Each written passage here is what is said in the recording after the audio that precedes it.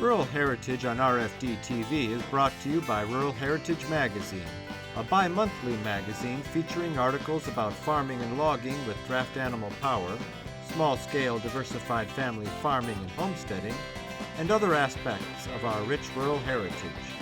Rural Heritage Magazine, borrowing from yesterday to do the work of today. For subscription information, please call 319-362-3027 or order online at www.ruralheritage.com. Hi, I'm Joe Mishka. Welcome to another episode of Rural Heritage TV. My name is Jeff McManus, and my position here is I'm hosting our 18th year of having a conference for the National Stagecoach and Freight Wagon Association. We've been graciously allowed to use the grounds here at the Legacy of the Plains Museum in Scottsbluff, Gering, Nebraska. We're right at the base of the Scottsbluff Monument, which makes any photographs and backdrops tremendous. And got a set of wagons here for a wagon show. We've got great speakers, some of America's best speakers on hand to tell the crowd, and our legacy is to teach and to help preserve these artifacts of old wagons. How many members do you have? We have 115 members on our list right now. We had a one join this morning, so fortunately we're 116. Okay. And why freight wagons and stagecoaches? A group got together several years ago, Doug Hansen being that, Rawhide Johnson being that person, and Ken Wheeling, and several others got together years ago and sat down and said that, let's form an organization and try to tell the stories about these wagons and keep the stories, gather stories, teach the people, teach the public, so on and so forth, and see if we can manage to keep the interest going and keep it all alive. So members don't have to necessarily be wagon restorers or own a wagon even, do they? Not at all. If your interest is there, we got many members that would love to have one, love to ride on one, but their chances of owning a business in another state and going to work every day keeps them from going to the corral and feeding mules and horses and wagons and that sort of thing. Yeah. And, having wagons. And we got quite a variety of people that do drive, people that don't drive. So what got you started in wagons? I guess I'd say part of this would be friendship with Rawhide that started it out, and he taught me about what all this was about, and I ended up being the first paid member, so I got in on it pretty early. I was not on the board, I was a member, and worked my way through. I did one talk at a conference on a trail ranches that I'd lived on, which was 3 ranches I lived on in the Cody area, had the Stagecoach and Freight Wagon Road on it. So I gave a presentation, and that it sunk in that I like this, and I'm going to keep doing it. And I guess what I like to say the best is there was a meeting one month, and I forgot, and I didn't make it to it, and I ended up being president next week. So anyway, it wasn't quite that. It wasn't quite that, but it was I close. understand. Yeah, I understand. You get nominated to do stuff if you happen to not be there. Yes. Yeah, but they also have to assume that you're capable at it too. There's something kind of magical about going up to an old wagon, isn't there? There very surely is. I mean, your eye draws you to some part of it that you know about or would like to learn about, and just the nostalgia of what these can still look like. It puts you in the place of the people that used them. Yes. You can look at the different parts of the wagon and imagine what people were Yes. doing back in the day. Yes, it helps you think about what they would use this wagon on the trail and how it was used, and we've had talks about it in the last couple of days, and opens your eyes and you even see more, and you would like it to tell you a story. If somebody was interested in learning more about the association or wanted to join, what would be the best way for them to do that? Our for several ways. We have pamphlets that we hand out about everywhere we go, but to get on the internet and do that business is National Stagecoach and Freight Wagon Association. You'll come to their website. We got a website lady that really got a lot of keywords. So type Stagecoach in there, you'll get a chance to click on it. So on there is some registration form and more information about us and upcoming events. And we do have the newsletters that we print twice a year, going to 3 times a year, coming right up in probably this next year. And it is also on that website. And open one of them up and read a little bit about us. And we've got several categories on our website about the vehicles and the directors, if you want to see who they are and what they say for their bio. This year's conference is in Gearing, Nebraska. Where was it last year? Last year it was in Virginia City, Montana. It's a different, you guys move around. We do move around. We are a United States membership wide, 2 in Canada. We are invited to come to Canada anytime we'd like, and we should go. And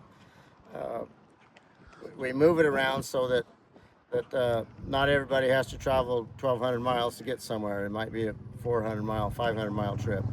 Most of the spots are in the West.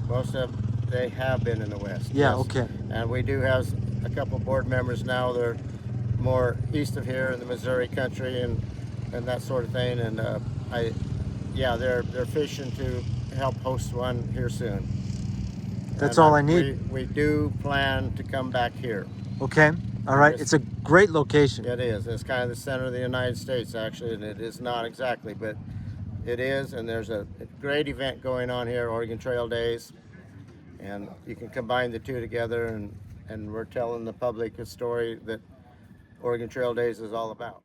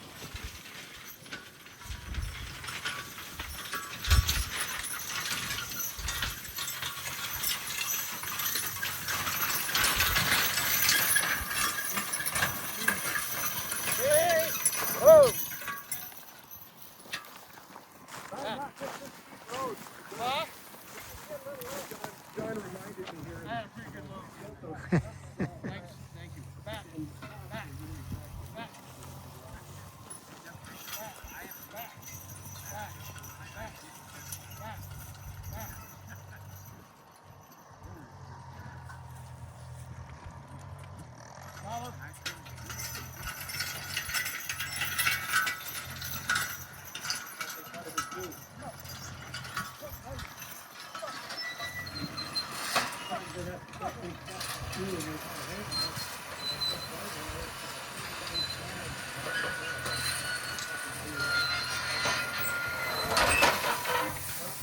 you, John. Anybody else have anything to add? That'd be great.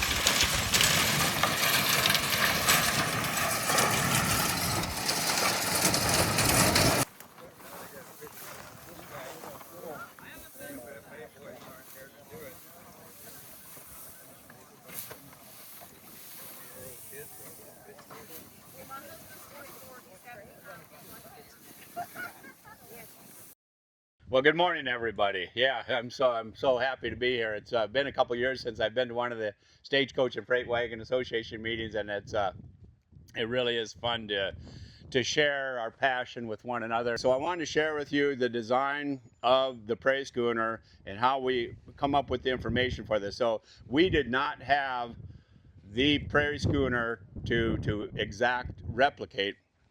This accumulation of studying, traveling to a lot of museums, looking at a lot of vehicles, looking at the archaeology discoveries that they made on the trail, and putting that all together. And the one thing that I do use a lot in studying the design is the evolution of design. So obviously one idea leads to another. So this wagon's a lot different than that wagon, and there's a lot of difference. When we get into that, we'll look that over. And when we get done with this wagon, I want to talk about this wagon in front here, because that's a very rare and unique vehicle that is all original, and there's so much to learn. It's not been messed with, it's not been restored, it's all original. A lot of historic content there. And it's harder and harder today to find an original vehicle that carries all that information. That's like reading a volume of encyclopedias right there. There's a lot of stuff to read on that wagon, and so we'll get into that wagon as well. But the prairie schooner evolved in the design, evolved from those eastern wagons. So there's a Conestoga wagon out front, and it's a big freighter type wagon. This is built on a lot of those same principles, but it's shrunk down quite a bit because they got to get through this kind of country. And there's consideration that some people did try to use some of the Conestoga wagons to go out west, and they just proved to be too big. And then the demand came on for these wagons too, so they could ship these wagons down the river to St. Louis from the wagon makers back east, and then there became a wagon making industry like in St. Louis in that region that we're starting to build these type of wagons. This wagon is a shop-made wagon, so it was a shop of craftsmen turned out the whole wagon. They took raw materials, they took the wood, they took the iron, and they built the wagon. These wagons are from the Industrial Revolution of the wagon making, so they're made out of wagon parts. They didn't have to make every piece, but this wagon, every piece for this wagon was made in the shop. So I'm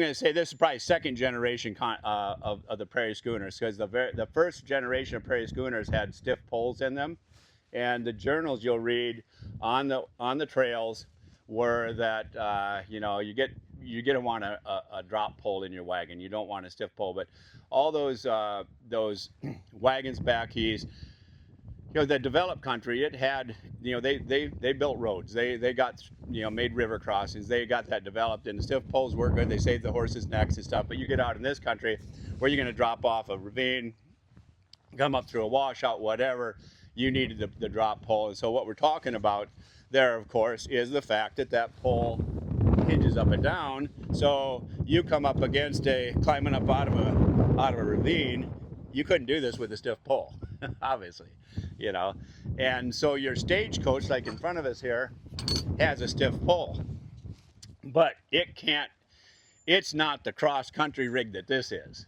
Okay, so that does take a little bit of road work to get it down the trail. This thing, you're gonna bust through the unknown and get through them river crossings and stuff without having injury to it. I walked in here last night and I walked by and this sucker caught me. I just hooked right into it and I thought, wow, I had no idea this thing existed, So I've been over here taking pictures of it this morning and very intrigued with it. So to Fort Laramie, or they're going to come out to Fort Robinson. I'm going to pick them up at the Sydney or Cheyenne or somewhere where there's a railroad probably, and you're going to go up there, and that's how you're going to get around. Well, so it's kind of built. You couldn't bring a brome or a landau out into the rough country because they'd just tear it up. So they put 3 reaches in this thing. They got, let's just take a carriage that would move, comfortably move an officer's wife and kids. So if it was in a sophisticated or developed area, it would be a brome, it'd be a landau, something like that, and it'd have a 5th wheel, it'd have cushy upholstery and cushy springs, spindly little wheels and such. But out here that wouldn't work. So they developed this Doherty.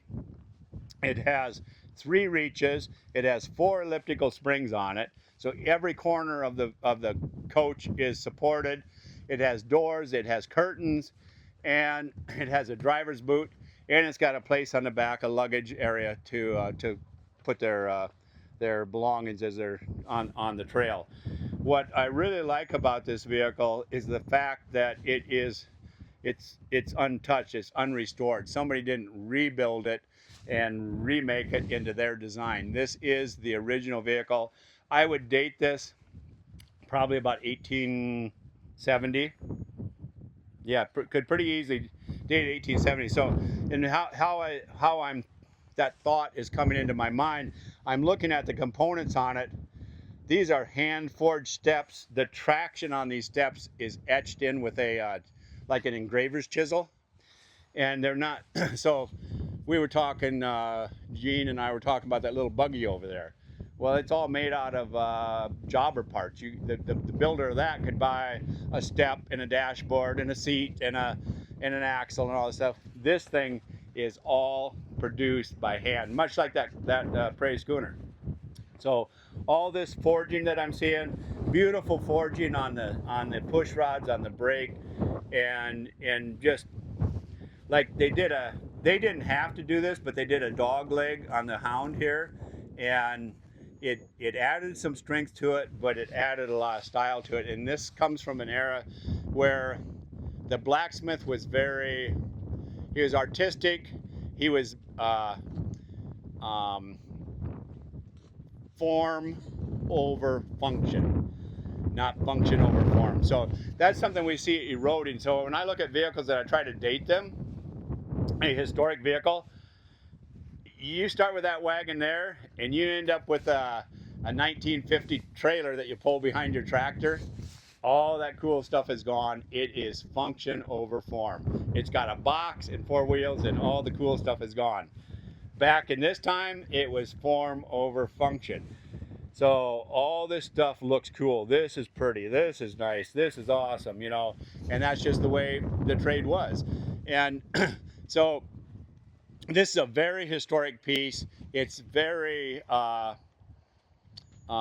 Western frontier military fort. And why it is connected to like the Deadwood Trail and stuff, I didn't take time to look this up, but what year did Fort Laramie close in the officers' fort? What year did that close? Well, in the 90s. So this Deadwood is still going on. So what do? They would have could have very easily, they either had to ship it to another fort or they could have deaccessioned it. So it stayed here. Fort Robinson's is right there. Fort Laramie's right there. It's right between the two. Very high probability it came off one of them forts and entered in. And at that time, at the end of the Stagecoach era, and Rawhide, you can speak better on this than I, but at the end of the Stagecoach era, you know, they said, well, the railroad put them out of business. No, it didn't.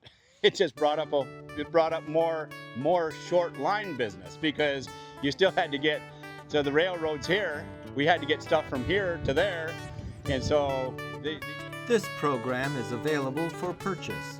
To order your copy, please call 319-362-3027 or visit www.ruralheritage.com. Rural Heritage is a bi-monthly magazine dedicated to draft animal farming and logging, as well as other aspects of our rich rural heritage. It is published by Mishka Press, which also offers a complete line of Back to the Land books, DVDs, and calendars. Call or write for a catalog or subscription information, or visit our website at www.ruralheritage.com.